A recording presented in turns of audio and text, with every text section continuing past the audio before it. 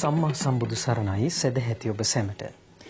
ආනන්දයෙන් ප්‍රඥාව කරා ගමන් කරනට නිබඳවම ඔබට මඟ කියා පහදා දෙන බෞද්ධ රූපවාහිනිය සෑම සතියන්තයකම සන්ධ්‍යා වරුවේ ඔබ වෙත ගෙනෙන සදහම් මුතුවැල සද්ධර්ම දේශනා මාලාවේ තවත් දේශනාවක් මෙලෙසින් ආරම්භ කරන්නට අද අප සූදානම් වන්නේ. සදහවතුනි, මේ දේශනා මාලාව පුරාවටම අපව අර්ථයෙන් ධර්මයෙන් පෝෂණය කළ අවසරයි පූජනීය කෝරළයාගම සරණතිස්ස ගෞරවනීය ස්වාමීන් වහන්සේ අදත් අප සෑම දෙනා කෙරෙහිමත් සිතින් ධර්ම සභාවට වැඩම වදාලා අපි ගෞරවනීය ස්වාමීන් වහන්සේ নমස්කාර පූරකව මේ පුණ්‍යවන්ත මොහොතට පිළිගනිමු.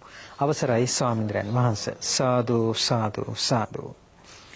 සදහවතුනි, අද මේ උතුම් වූ සද්ධර්ම දේශනාව ලෝපුරාගෙන යන්නට තමන්ගේ සදැහැති දායකත්වය ලබාගෙන කටයුතු කරන්නේ හෝකන්දර උතුර රත්නාරාම පාරේ පදිංචි පින්වත් චන්ද්‍රපේම මෑණියන් ප්‍රධාන ඒ පවුලේ පිනැති පිරිස විසින්. සමන්තා චක්කවාලේසු අත්‍රා ගච්ඡන්තු දේවතා සද්ධම්මං මුනි රාජස්ස සුනන්තු සග්ග මොක්ඛදං ධම්ම ශ්‍රවණ කාලෝ අයං බදන්තා ධම්ම ශ්‍රවණ කාලෝ අයං බදන්තා ධම්ම ශ්‍රවණ කාලෝ අයං බදන්තා. නමෝ තස්ස භගවතු අරහතු සබ්බ ධම්මේසු අප්පටිහත ඥානචාරස්ස දස බලධරස්ස චතුවේ සාරජ්‍ය විසරදස්ස සබ්බ සත්තුත්තමස්ස ධම්මිස්ස රස්ස ධම්ම රාජස්ස ධම්මස්සාමිස්ස තථාගතස්ස සබ්බඤුනෝ සම්මා සම්බුද්දස්ස. නමෝ තස්ස භගවතු අරහතු සබ්බ ධම්මේසු අප්පටිහත ඥානචාරස්ස දස බලධරස්ස චතුවේ සාරජ්‍ය විසරදස්ස සබ්බ සත්තුත්තමස්ස ධම්මිස්ස රස්ස ධම්ම රාජස්ස ධම්මස්සාමිස්ස තථාගතස්ස සබ්බඤුනෝ සම්මා සම්බුද්දස්ස. නමෝ තස්ස භගවතු අරහතු සබ්බ ධම්මේසු අප්පටිහත ඥානචාරස්ස දස බලධරස්ස චතුවේ සාරජ්‍ය විසරදස්ස සබ්බ සත්තුත්තමස්ස ධම්මිස්ස රස්ස ධම්ම රාජස්ස ධම්මස්සාමිස්ස තථාගතස්ස සබ්බඤුනෝ සම්මා සම්බුද්දස්ස. සද්ධර්ම ශ්‍රාවක කාරුණික ගුණගරුක බෞද්ධ පින්නතුනි, බොහෝම ශ්‍රද්ධාවෙන් යුක්තව මේ සියලු දෙනාම සූදානම් වෙන්නේ තථාගත ශාන්තිනායක සම්මා සම්බුදුරජාණන් වහන්සේ විසින් ලෝක සත්වයන් පිළිබඳව අප්‍රමාණ දයාවෙන් කරුණාවෙන් මෛත්‍රියෙන් යුක්තව අවබෝධ කරගෙන දේශනා කොට වදාළ නෛර්යානික වූ ධර්ම රත්නයෙන් අබමල් රේණුවකටත් වඩා අඩු බොහෝම පුංචි කොටසක් දේශනා කරවගෙන ධර්ම ගෞරවය පෙරදරි කරගෙන දේශනාගත ධර්මයේ ශ්‍රවණය කරන්නත් එසේ ධර්ම ශ්‍රවණය කිරීමෙන් ලැබෙන අවවාද අනුශාසනා තම තමන්ගේ ජීවිතවලට එකතු කරගෙන වඩාත් නිවැරදි මෙලව ජීවිතයක් සකස් කරගන්නවා වගේම සුගතිගාමී වූ පරලොව ආයිති භවයකින් සැනසීමේ උතුම් පරමාර්ථයත් ඇතුවයි මේ ධර්ම ශ්‍රවණය කරන්න සූදානම් වෙන්නේ. ධර්ම ශ්‍රවණය කරන්න සූදානම් වෙන්නේ ලංකාවාසී ලෝකවාසී ධර්මයට කැමති බොහෝ දෙනා වෙනුවෙන් මේ දේශනාව බෞද්ධයා රූපවාහිනී මාධ්‍ය ඔස්සේ ප්‍රචාරය කරවමින් ධර්ම දානමය පින්කමත් මේ සත්පුරුෂ පිරිස අත්පත් කරගන්නවා. ධර්ම ශ්‍රවණයට සූදානම් වෙන ඒ සියලු දෙනාමත් දායකත්වයේ දරන අපේ පින්නතුන් හැම කෙනෙක්මත් බුදුරජාණන් වහන්සේගේ නියමයෙන් ධර්ම ශ්‍රවණය කළ යුත්තේ මහත් වූ බලාපොරොත්තුවක් පෙරදරි කරගෙන. අපි මේ බලාපොරොත්තුව මුදුන්පත් කර ගැනීම උදෙසාම සද්ධර්ම ශ්‍රවණය කරමු. ඒ බලාපොරොත්තුව තමයි මේ ධර්ම දේශනාව ශ්‍රවණය කරන අතරතුරදීම මාගේ පංච නීවරණ ධර්මයන් යටපත් වේවා. සප්ත බෝධ්‍යාංග ආදී ධර්මයන් වැඩි දියුණු වේවා. මේ දේශනාව අතරතුරදීම මට උතුම් මාර්ගයක් ඵලයක් අවබෝධ වේවා කියන සිතින් යුක්තවම අපි සද්ධර්ම ශ්‍රවණය කරමු. පින්නතනි අපි මේ දවස්වල මේ ධර්ම දේශනා මාලාව තුළ සාකච්ඡා කරන්නේ නිවැරදිව මරණානුස්සති භාවනාව දියුණු කරගන්නේ කොහොමද කියන කාරණාව සම්බන්ධයෙන්. ඒ පිළිබඳව මේ වෙනකොට මේ මාතෘකාවෙන් ධර්ම දේශනා 18ක් සිදු කරලා තියෙනවා. මේ පින්නතුන් අද දායකත්වයේ දරන්නේ 19 වෙනි ධර්ම දේශනාව සඳහා.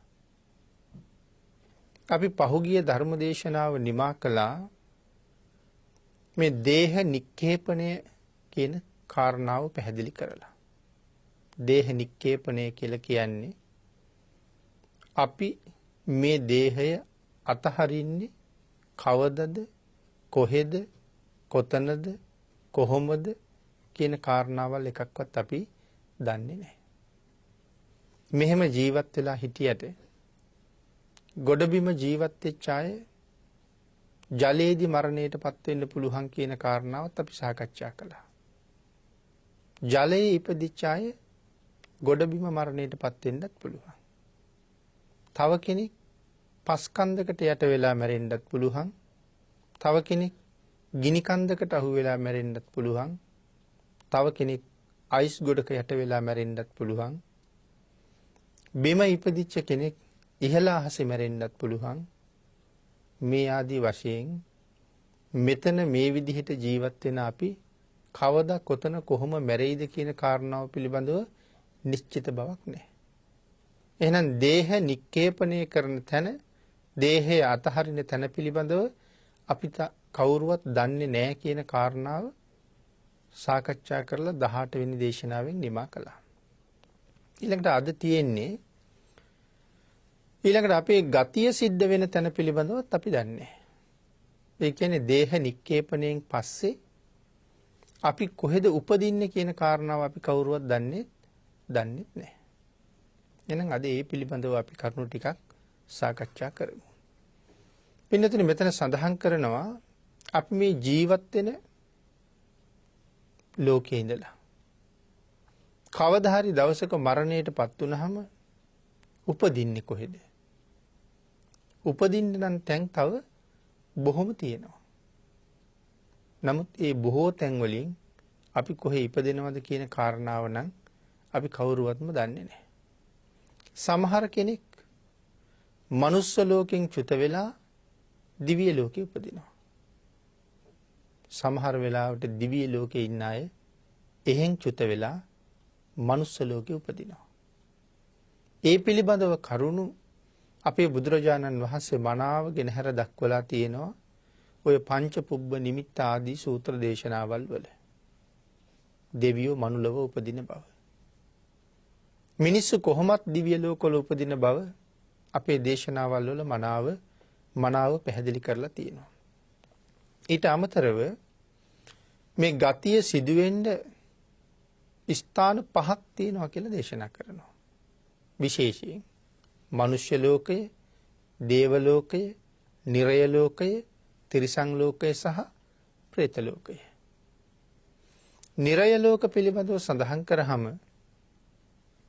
මහා නිරයවල් 8ක් තියෙනවා කියලා බුදුරජාණන් වහන්සේ පැහැදිලි කරනවා. මේ ලෝකේ මිනිස්සෙයින් හැටියට ජීවත් වෙන අය මේ මහා නිරයවල් වලත් උපදිනවා. සංජීවය, කාලසූත්‍රය, සංඝාතය, රෞරවය, මහා රෞරවය, තාපය, මහා තාපය, අවීචය කියලා. මහා නිරයවල් 8ක් තියෙනවා. අතිශයින්ම දුක් සහිතයි.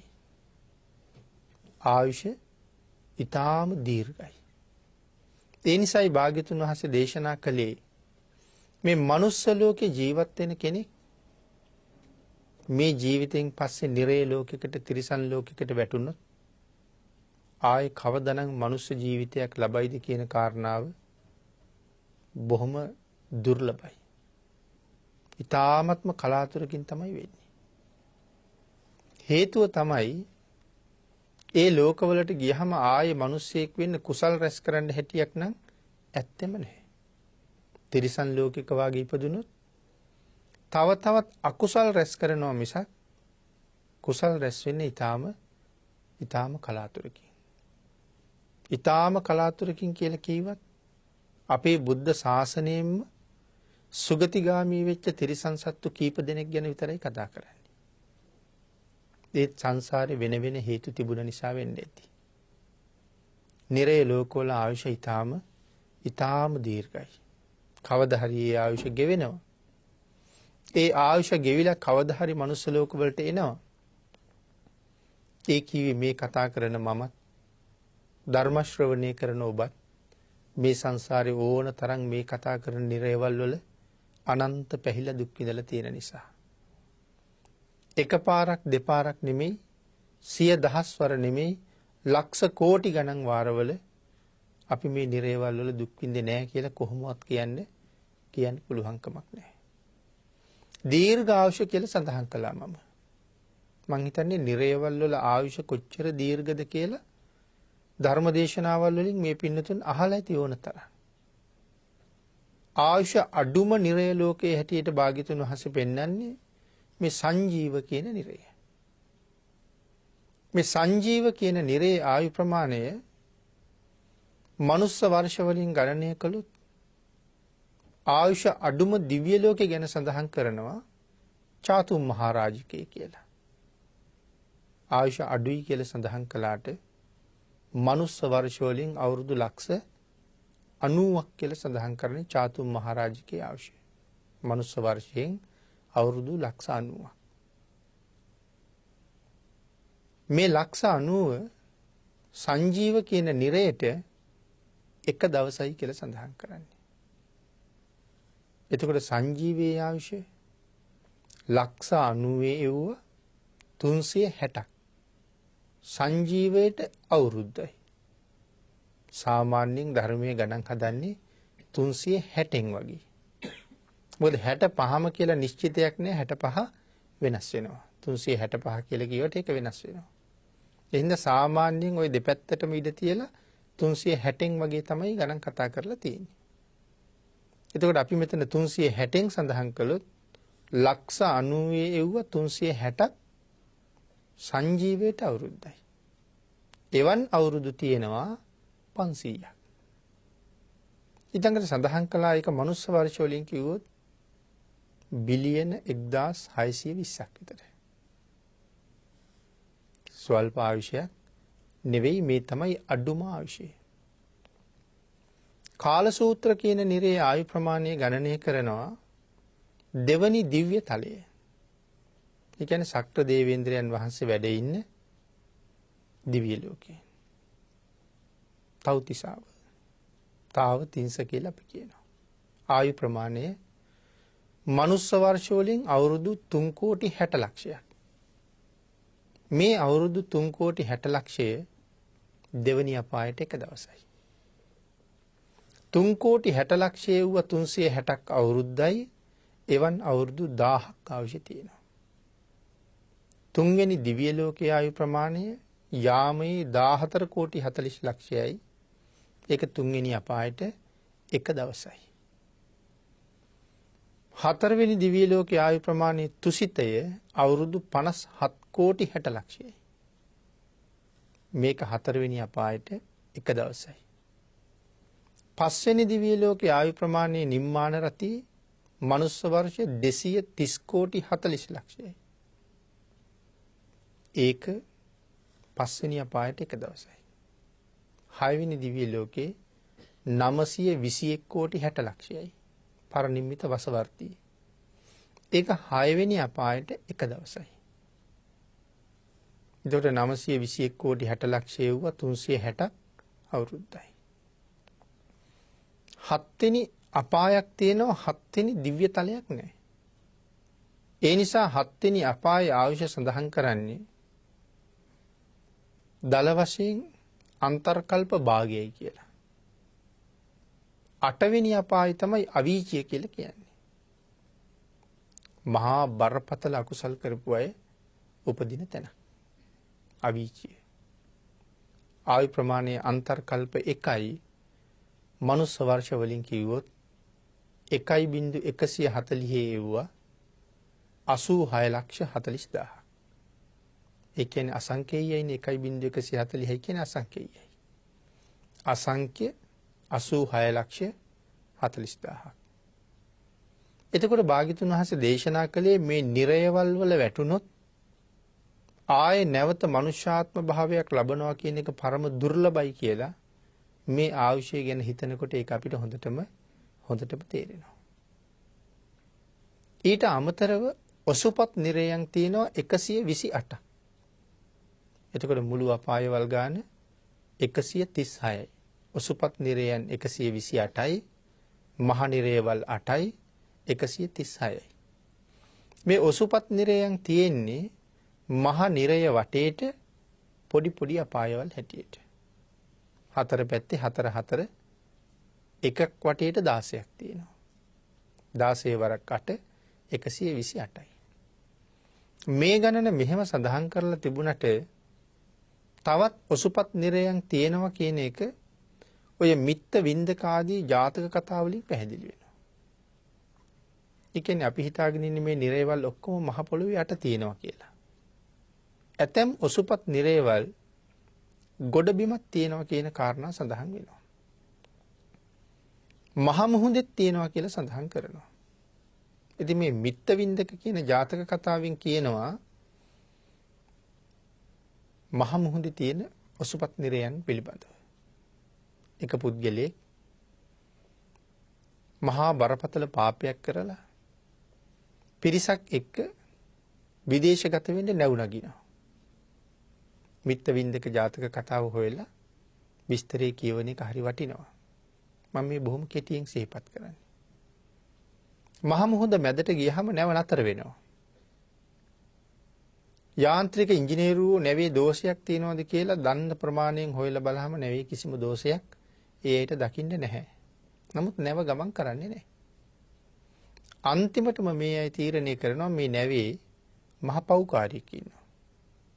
ඔහු අයින් කළොත් නැව ඉදිරියට ආපහු ගමන් කරන්න පුළුවන්. ඒ වුණාට අහවලාය පව්කාරයා කියලා හොයන්න බෑ. ඒ නිසා මේ අය තීරණය කළා කුසපත් ඇදීමක් කරමු කියලා. දැන් තුන්ඩු ටිකක් ලියලා කුසපත් ඇදීම කරනවා. එක පුද්ගලයෙකුට මේ පව්කාරයා කියන කාරණාව තහවුරු වුණා. නමුත් ඉතින් අහම්බෙන් වෙච්ච දෙයක් හින්දා මේගොල්ලෝ නැවත වතාවක් ඒ වැඩේ කළා. දෙවෙනි වතාවෙත් ඒ පුද්ගලයාටමයි ඒ කාර්යය. ඊට පස්සේ තීරණය කළා මේ පුද්ගලයා අයින් කරන්න ඕනේ. ඒ නිසා ඔහු නැවෙන් අයින් කළා. ඊට පස්සේ නැව ආපහු ගමන් කරන්න පටන් ගත්තා. දැන් මේ පුද්ගලයා සාගරයේ පීනගෙන යනකොට කුඩා බෝට්ටුවක දාලා අයින් කළා කියලාත් කියනවා. කෙසේ වෙතත් ඒ යනකොට මෙයාට හම්බ වෙනවා විමාන ප්‍රේතියෝ. එතකොට ඒගොල්ලෝ සාගරයේ තමයි ඉඳලා තියෙන්නේ. විමාන ප්‍රේතියෝ කියලා කියන්නේ රාත්‍රී කාලය සැප විඳිනවා දෙවිවරු වගේ. මුළු දහවල් කාලෙම දුක් විඳිනවා. රාත්‍රියේ සැප විඳිනවා දහවල්ට දුක් විඳිනවා. දැන් එතකොට මෙයා ගිහිල්ලා මේ විමාන ප්‍රේතියොත් එක්ක නතර වෙනවා. ඒගොල්ලෝ දුක් විඳින්න යනකොට මෙයා ඒගොල්ලෝ දාලා යනවා. මුලින් දෙන්නෙක් හම්බ වෙනවා, ඊළඟට 4 දෙනෙක් හම්බ වෙනවා, ඊළඟට 8 දෙනෙක් හම්බ වෙනවා, ඊළඟට 16 දෙනෙක් හම්බ වෙනවා. මේගොල්ලෝ දුක් විඳින්න යනකොට කියලා යන්නේ අපි එනකන් ඉන්න. අපි මේ දුක ඉවර කරලා එනවා කියලා. නමුත් මෙයා ඉන්නේ නැහැ. එහෙම යනකොට මෙයා දකිනවා බොහොම ලස්සනට මල් පිපිච්ච උද්‍යානයක් වගේ. එතන එක පුද්ගලයෙක් මෙයා දකිනවා නෙළුම් මල් මාලයක් කරේ දාගෙන වගේ ඉන්නවා. හරි ලස්සන මල් මාලයක්. මෙයාගේ බෙල්ල වටේම අඳුන් තවරලා වගේ රතුම රතු පාටයි. අර මාලේ දැක්ක ගමන් මෙයාට ලොකු ආසාවක් ඇති වෙනවා ඒ මාලේ පැලඳ ගන්න. අර පුද්ගලයාට කියනවා අනේ ඔය මාලේ මටත් ටිකක් දෙන්න කියලා. එයා කියනවා බෑ කියලා. ඉතින් මෙයා බල කර ඉල්ලනවා. ඊට පස්සේ මාලේ පැලඳගෙන ඉන්න පුද්ගලයා කල්පනා කරනවා මගේ පව ඉවර ඇති.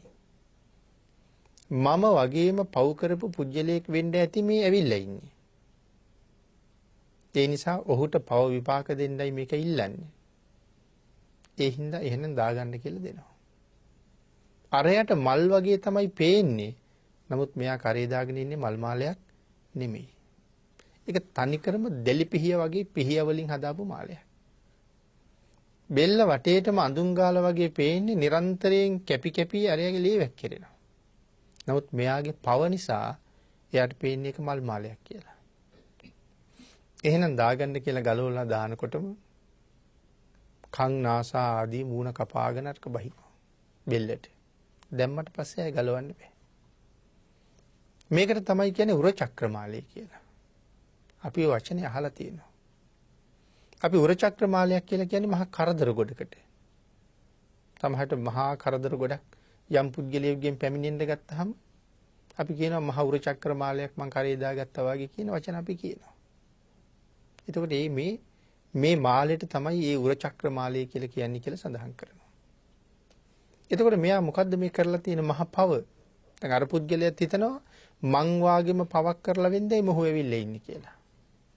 මෙයා එදා නැව් නගින්න ගිහිල්ලා තියෙන්නේ තමන්ගේ අම්මට ගහලා.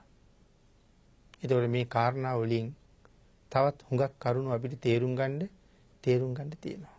විස්තර සහිතව ජාතක කතාව කියවහම බොහෝ කරුණු දැනගන්න පුළුවන්. ජාතක පාළිය කියලා කියන්නේ බුදුරජාණන් වහන්සේගේ ශ්‍රී මුඛ දේශනාව. හැබෑම නිර්මලම ධර්මය. භාග්‍යතුන් වහන්සේමයි දේශනා කරන්නේ.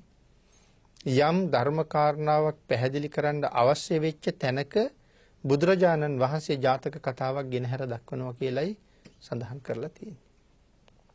එතකොට මේ කාරණා වලින් අපිට පේනවා ගොඩබිමත් සාගරේ තවත් ඔසුපත් නිරයන් තියෙන්න පුළුවන් කියන කාරණාව. එතකොට අපිට තීරණය කරන්න බෑ මෙහි ජීවත් වෙන පුද්ගලයා මැරිලා ගිහිල්ලා කොහෙ උපදිනවද කියලා.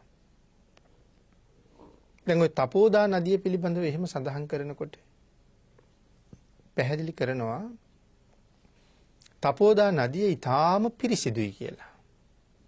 ඊටාම පිරිසිදු වතුර තියෙන්නේ. සීතෝදකම් ඊටාම සීතලයි. මధుරෝදකම් ඒ වතුර හරි රසයි, මధుරයි, මිහිරි. අච්චෝදකම් ඊටාමත්ම පිරිසිදුයි. සීතෝදකම්, මధుරෝදකම්, අච්චෝදකම්. තපෝදා නදිය ගලනවා කියලා සඳහන් කරන්නේ නාගලෝකේ ඉඳලා. නමුත් ඉතින් නාගලෝකේ තියෙන්නේ කොහෙද කියන කාරණාව අපි දන්නේ නැහැ. ඒක සාගරයේ වෙන්නත් පුළුවන්, සාගරයේ පතුලේ වෙන්නත් පුළුවන්. නාගලෝකේ ඉඳලා තමයි තපෝදා නදිය ගලන්නේ. නමුත් පින්නතේ සඳහන් කරනවා රජගහ නුවර පොළොවට යටින් ඔසුපත් නිරයන් දෙකක් තියෙනවා කියලා. මේවා ළඟ ළඟ නෙමෙයි තියෙන්නේ. රජගහ නුවරට යටින් ඔසුපත් නිරයන් දෙකක් තියෙනවා කියලා සඳහන් කරනවා. මේ තපෝදා නදියේ නාගලෝකේ ඉඳලා ගලාගෙන එනකොට අර ඔසුපත් නිරයන් දෙක මැද්දෙන් ගලනවා කියලා කියන්නේ. සඳහන් කරනවා මේ මැදින් ගලනකොට මේ මහ ගංගාව පැහෙනවා කියලා. එතකොට නිරය හරහා ගලලා නෙමෙයි නිරය දෙකට අතරින් ගලනකොට මේ මහ ගංගාවේ ජල කඳ පැහෙනවා කියලායි සඳහන් කරන්නේ. එතකොට එහෙනම් ඔසුපත් නිරයක මොන තරම් ගිනි ජාලාවක් ඇද්ද? මහ නිරයේ කොහොම ඇද්ද? නමුත් මේ කතා කරන මොහොතේ මේ නිරයවල් පිරීලා ඉතිරිලා තියෙනවා. අවීචය ගැන සඳහන් කරනකොට පැහැදිලි කරනවා අබෑටයක් දැම්මොත් කාලාන්තරයකට බිම වැටෙන්නේ නැහැ කියලා.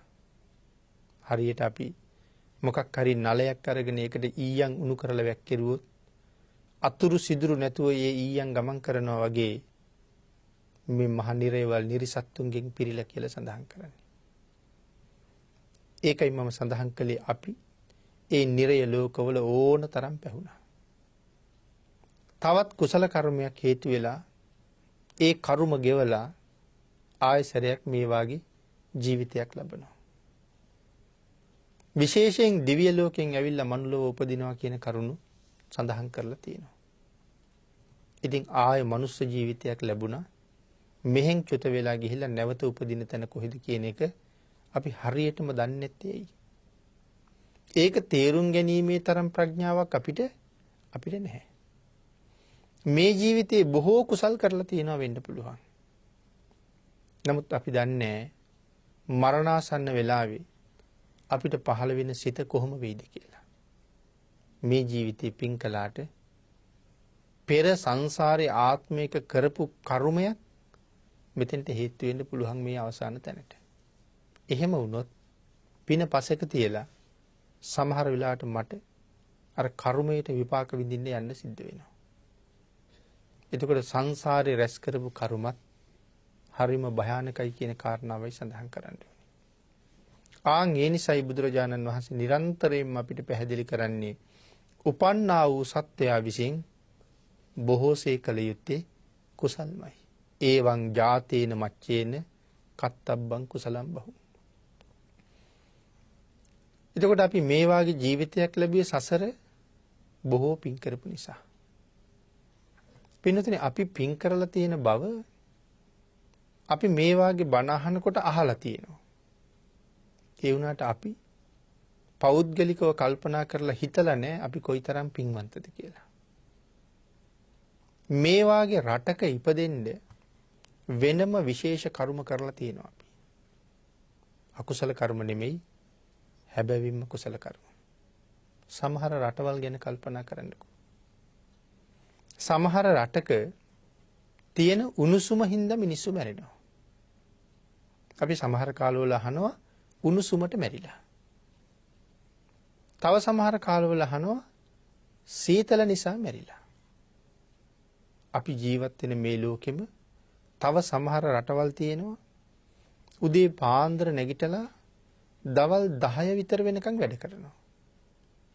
ඊට පස්සේ ආයේ හවස 3:00 විතර වෙනකන් 3:00 විතර වෙනකන් එළියට බහින්නේ. ආයේ හවස වැඩ කරන්නේ එතනින් පස්සේ. මොකද අර 10 ඉඳලා 3:00 විතර වෙනකන් කාලය තුල එළියට බහැලා වැඩ කරන්න බැරි රටවල් තියෙනවා ඒ තරම්ම උණුසුමයි.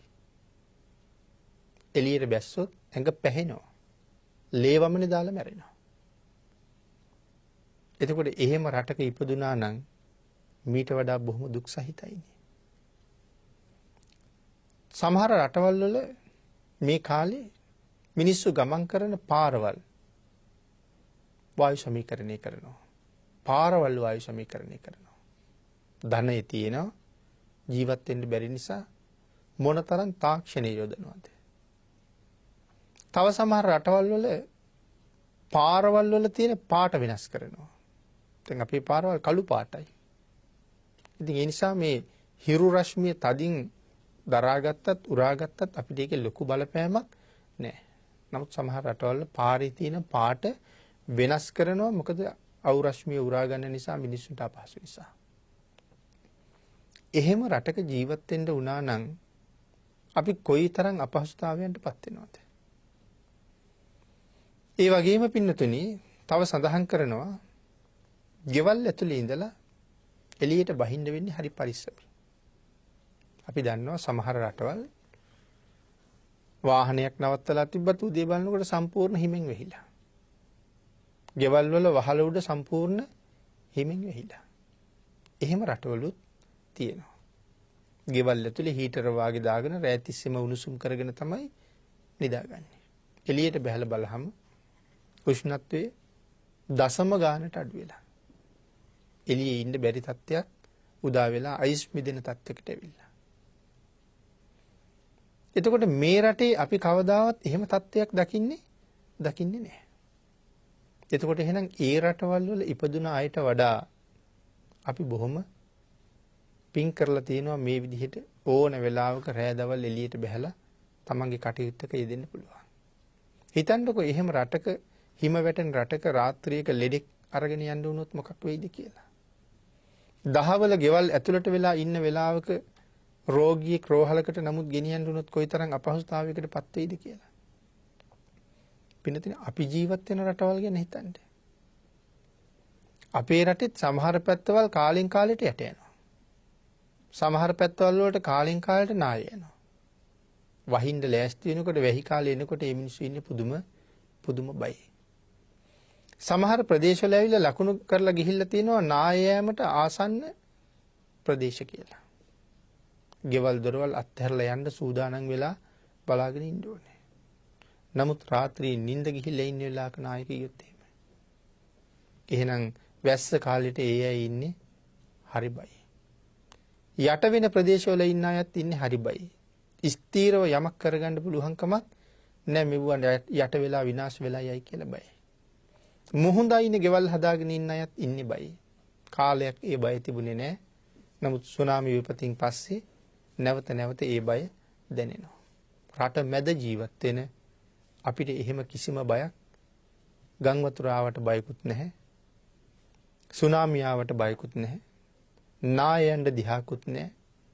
එතකොට තව පිරිසක් එකම රටෙත් වෙනම මහා කුසලයක් කරලා තියෙනවා.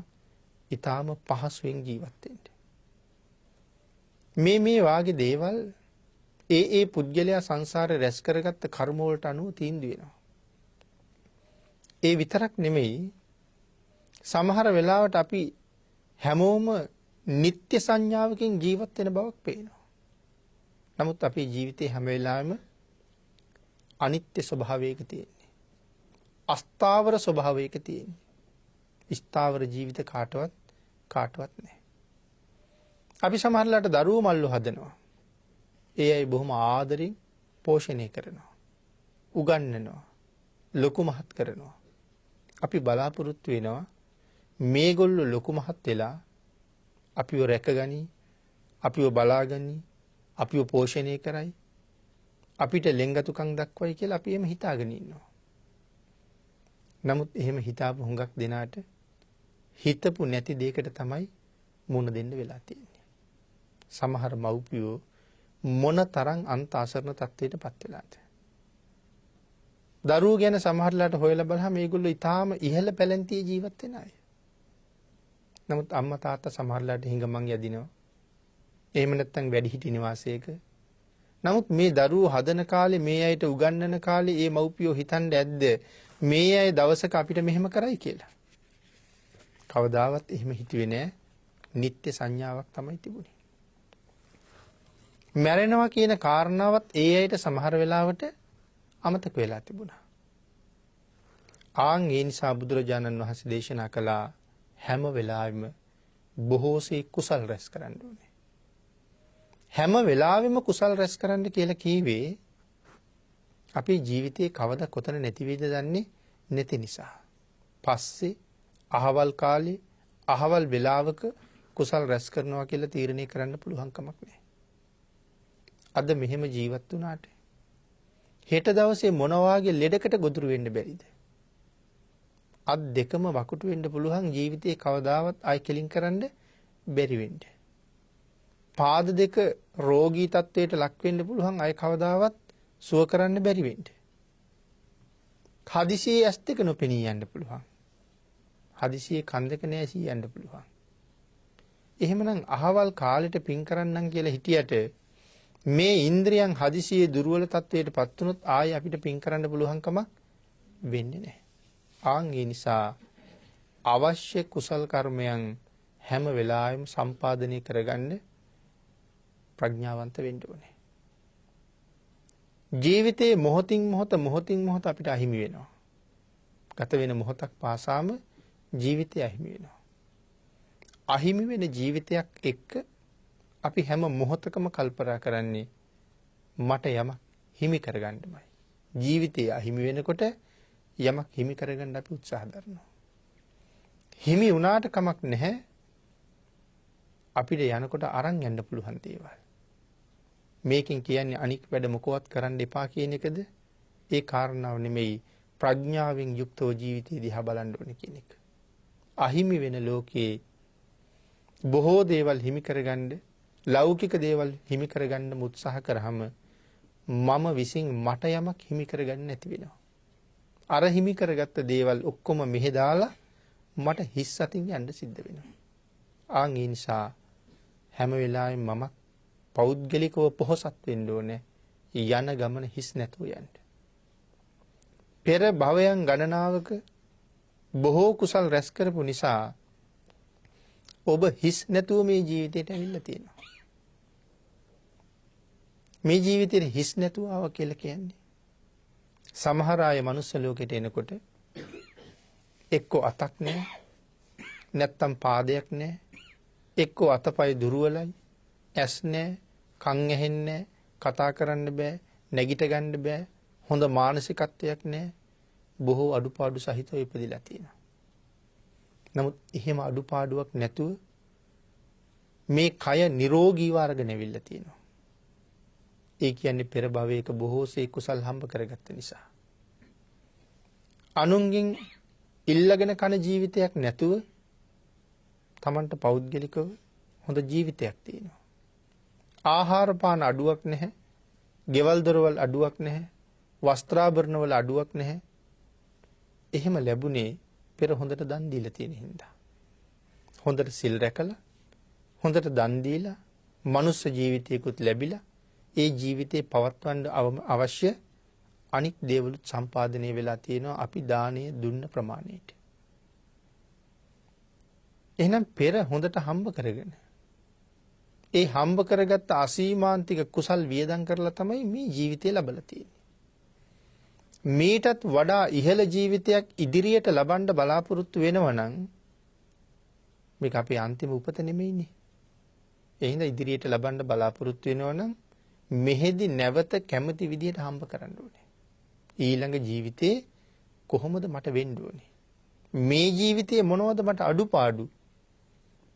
ඊළඟ භවයක ඒ අඩුපාඩුවත් මට නොවෙන්න නම් ඒක සැලසුම් කරන්න ඕනේ මෙහි ඉඳලා. කෙටියෙන් කිව්වොත් සංසාරේ උපදින ආත්ම කෝටි ගාණක් සැලසුම් කරන්න ඔබට හම්බ වෙච්ච හොඳම අවස්ථාව තමයි මේ තියෙන්නේ. හැබැයි එතනදී ඒ ජීවිතේ මනාව සැලසුම් කළේ නැත්නම් අනාගත ජීවිත කෝටි ගාණක් අසීමාන්තිකව දුක් විඳින්න සිද්ධ වෙනවා. ඒ නිසා බුදුරජාණන් වහන්සේ මනාව පෙන්නලා දුන්නා මේ ජීවිතේ කවද කොතන අත්හරින්න වෙයිද දන්නෙත් නැහැ. අත්හැරියාම ගිහිල්ලා කොහේ ඉපදෙයිද දන්නෙත් නැහැ. ඉපදින තැනක් සුවදායක තැනක් බවට පත් කරගන්න වහවහ කුසල් රැස් කරගන්න කියලා. අපිට කියන්න බෑ අපි කවුද කොහෙද උපදින්නේ කියලා. සමහර වෙලාවට පින්නතුනි හිතන්නකෝ අපි එකම පවුලේ අය නිදාගෙන ඉන්නකොට පස්කන්දක් කඩා වැටිලා සම්පූර්ණ ගේම යට වෙනවා. අපි ඔක්කොම මැරෙනවා. එකම gedara ජීවත් වෙච්ච අය එකටම මැරිලා ගිහිල්ලා එකම තැනක උපදීද? ඒ අය උපදින්නේ තැන් තැන් වල. සමහර කෙනෙක් නිරේක උපදී. සමහර කෙනෙක් තිරිසන් ලෝකෙක උපදී. තව සමහර කෙනෙක් මනුස්ස ලෝකෙකත් උපදී. කෙනෙක් දිව්‍ය ලෝකෙක උපදින්නත් පුළුවන්. පින්නතුනි තව කෙනෙක් අපි ඉන්නවට වඩා හුඟක් ඈත සක්වල කෙරවලක උපදින්නත් පුළුවන්. තව කෙනෙක් මඩවලක උපදින්නත් පුළුවන්. තව කෙනෙක් සාගරයේ උපදින්නත් පුළුවන්. තව කෙනෙක් වැසිකිලි වලේ උපදින්නත් පුළුවන්. අපි ඔක්කොම කට්ටිය එකම ගෙදර එකම පවුලේ අය. නමුත් මැරිලා ඉපදිලා තියෙන්නේ හිතා ගන්නවත් බැරි තැනක. සමහර කෙනෙක් මැරුණාම අපි පින්කම් කරනවා, පින් අනුමෝදන් කරනවා. ලැබෙන්න තියෙන ප්‍රවණතාවය ඊටමත් මාඩුයි. පින් ලබන්න පුළුවන් තැනක හිටියොත් හොඳයි.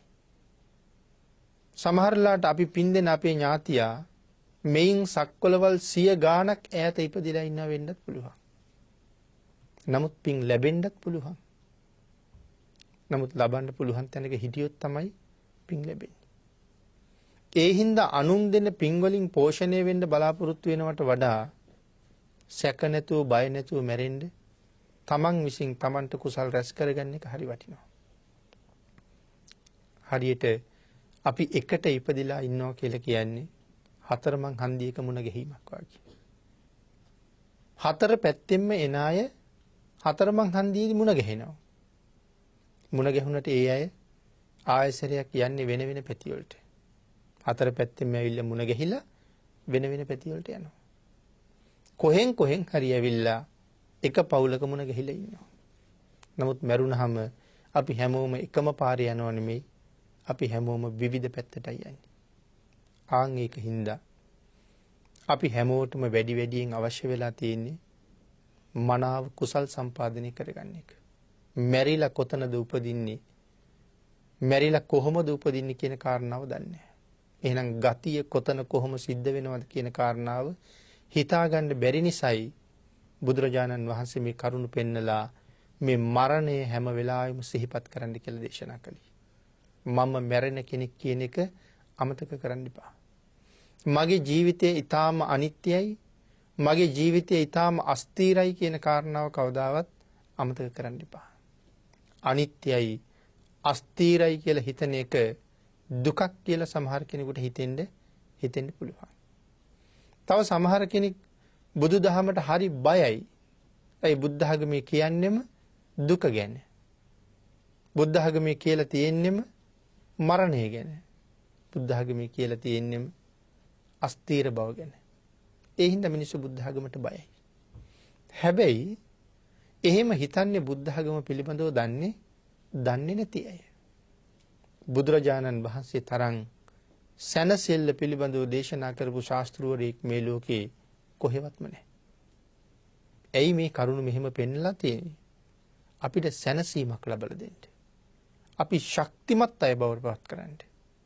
අපි නිර්භය පුද්ගලයෝ බවට පත් කරන්න මේවා දේශනා කරලා තියෙන්නේ. භාග්‍යතුන් වහන්සේගේ දේශනාවට අනුව මනාව ගුණධර්ම සම්පූර්ණ කරගත්තාම හිතන්න පින්නතෙනි මරණ මංචකේවත් බයක් තියනවද කියලා. රැයට නිදාගන්න ගියත් බයක් නැහැ. අද රැයට කෙනෙක් ඇවිල්ලා මරලා ගියත් බය නැහැ. අද රැයට ලෙඩක් හැදලා මම මැරුණත් බය නැහැ. ඒ ජීවිතේ බොහෝ කුසල් රැස් කරගත්තා කියන විශ්වාසය ඒ පුද්ගලයා තුළ තියෙනවා. එක්තැන් වෙලා ලෙඩ වෙලා මල මූත්‍රා ගොඩේ වැටිලා කන්න බොන්න බැරුව මරණය දිහා බල ළඟම පෙනි ඉන්න පුද්ගලයෙක් වුණත් ඒ පුද්ගලයා මනසින් හරි ශක්තිමත්. මෙතන අතහරින මම දුක්ඛදායක තැනක නෙමෙයි සැපදායක තැනකට යන්න බුදුරජාණන් වහන්සේට කීකරු ජීවිතයක් ගත කළා කියලා. ඒ හැමතැනම තියෙන ශක්තිමත් සහ සතුට. ආන්ගේ අපිව ශක්තිමත් කරන්නත් ප්‍රීතිමත් කරන්නත් භාග්‍යතුන් වහන්සේ නිතර මරණය මෙනෙහි කරන්න අපිට දේශනා කරලා තියෙනවා. ජීවිතේ දුක දකින්න නෙමෙයි ශක්තිමත් වෙන්න. ඒකටයි අනිත්‍ය පෙන්වන්නේ. ආන් එහෙම කරුණු කල්පනා කරලා මම මැරෙන කෙනෙක් කියන කාරණාව නිතර මෙනෙහි කරන්න ඕනේ. මැරිලා ඉපදෙන තැන දන්නේ නැති වුණාට බුදුරජාණන් වහන්සේ දේශනා කරපු මාර්ගයේ ගමන් කරන්න පුළුවන් වුණොත් අපිට මැරිලා ඉපදෙන තැන අනුමාන කරන්න බැරි වෙන හේකුත් නැහැ. යමෙකුට පුළුවන් වුණොත් හරියටම බුදුන් සරණ යන්න දුගතියක යන්නේ නැහැ කියන කාරණාවම දේශනා කරලා තියෙනවා. හරියට තිසරණේවත් අපිට තිබුණා නම් ඒක ශක්තිමත් කරගන්න මනාව පන්සිල් මත පිහිටලා ජීවත් වුණා නම් කවද කොතන මැරුණත් අපි බය නැහැ කියන තැනට අපිට තීරණයකට යන්න පුළුවන්. ආන් ඒකටයි මරණානුස්සතිය වටින්නේ. අපිට ධර්ම දේශනාවට තියෙන කාලේ නිමා වෙලා නිසා අපි අදට ධර්ම දේශනාව මෙතනින් නිමා කරමු. මරණ සතිය විස්තර කරන 20 වෙනි ධර්ම දේශනාවයි ඊතුරු කාරණා ටික සාකච්ඡා කරන්න ඉඩ තියාගෙන. මේ උතුම් ධර්ම දේශනාවේ අද දායකත්වයේ දරනු ලබන්නේ හෝකන්දර උතුර රත්නාරාම පාරේ පදිංචි චන්ද්‍රප්‍රේම මෑණියන් ඇතුළු පවුලේ සියලු දෙනා විසින් උතුම් අරමුණු කීපයක් සිහිපත් කරනවා. නිදන ප්‍රාප්තියට පත්වන සයිමන් පෙරේරා පියතුමාට, රන්සුහාමි මෑණියන්ට, KGC පෙරේරා පියතුමාට, වාරිස් පෙරේරා සහෝදරයාට, ග්‍රේස් නෝනා, ලිසි නෝනා, මිසි නෝනා, බේබි නෝනා සහෝදරියන්ට, PR චන්ද්‍රප්‍රේම ස්වාමි පුරුෂයාට, නුවන් දේශප්‍රිය මහත්මයාට, සුමනපාල මහත්මයා ඇතුළු සංසාරගත මියගිය සියලුම ඥාතීන්ට මේ පින් අනුමෝදන් වේවා කියලා පුණ්‍ය අනුමෝදනා කරනවා. දරු මුණුබුරන් ඇතුළු පවුලේ සියලු දෙනාට සහ සහභාගී වූ සියලු දෙනාට රත්නත්‍රී ආශිර්වාදය ලැබේවා. ජනවාරි මාස 10 වන දින උපන් දිනේ සමරන චන්ද්‍රප්‍රේම මෑණියන්ට